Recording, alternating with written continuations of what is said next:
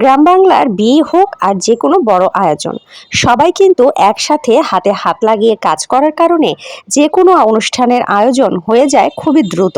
আমি আমার দাদু বাড়িতে একটা প্রোগ্রামে গিয়েছিলাম এবং সেখানে গিয়ে কিন্তু আমি দেখতে পাই যে তাদের যে বাড়িতে প্রোগ্রাম তার আশপাশের পাড়া প্রতিবেশীরা এসেও তাদের রান্নাবান্নার কাজে অনেক সাহায্য সহযোগিতা করেছে।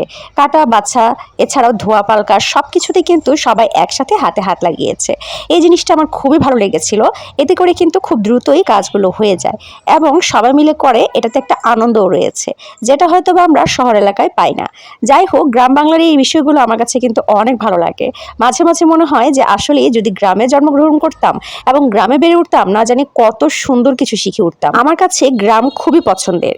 আমার জন্ম এবং বেড়ে ওঠা দুটাই হচ্ছে শহরে, ঢাকায়, কিন্তু তারপরও আমি কিন্তু গ্রাম খুবই ভালোবাসি।